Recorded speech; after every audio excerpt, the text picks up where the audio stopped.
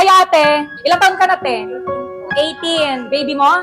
Oh, may baby na siya. Ayan, 18 years old, may baby na. Bakit ka nandito sa evacuation? Nabaha ka rin. Taga saan ka banda? Edenville Dulo. So, ibig sabihin, kanina yung in-interview ko, tapos ikayo, magkakasama kayo or ano? Or, magkakahiwalay. Pero, pare-pareho yung area ninyo talagang lubog, ganon. Ilang araw ka na dito? Isang linggo na. 5 araw? 5 araw na kayo dito. Talagang as in lubog, hindi pa pwedeng lipatan, parang ganon. Siyempre kasi, di ba, parang nag-i-stop naman na yung ano, di ba, yung ano natin, yung ulan natin, maaraw ng konti, ganun, tapos uulan na naman, hindi pa rin pwedeng tirhan talaga. Ibig sabihin yung likod niya dagat na talaga, tapos lumagpas sa inyo, ganun.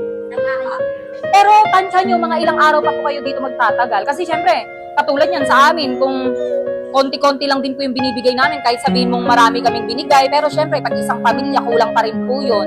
So, paano po yun? Pag may nabibigay naman po yung government natin or maliban po sa mga organization na pumupunta, may government po tayo na may samahan po tayo ng ng government.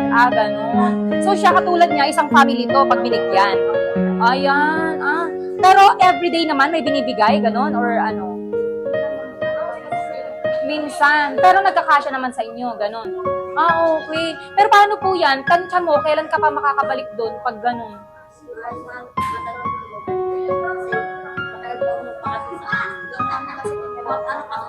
Ano po?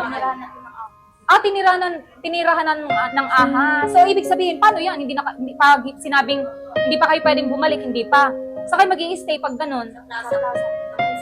Aray ko.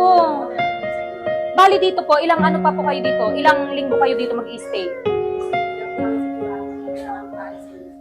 Ay, kung kailan kayo paaalisin. Ibig sabihin po, pag wala na yung tubig, paaalisin na kayo, pero hindi kayo pwedeng bumalik sa bahay ninyo, tama? Kaya nag-i-stay kayo sa plaza. Okay. So at least hinihintay naman nila na maubusan ng tubig bago kayo magsialis. Pero ang hirap naman ng ganun, Magkakapit bahay po kayo? Okay. Magkadikit. Ang hirap nga yun. So ayan, asan na yung asawa mo? Andyan naman. So siya lang nagtatrabaho tapos yung nag-alaga. Ano nangyari sa anak mo? Dito mismo? Dito? Ala, Diyos ko. Oo, mga baby pa kasi, kaya malambot-lambot ka. Opo, no. Ayan, anyway, ate, pagpasensyahan mo muna yan, ha.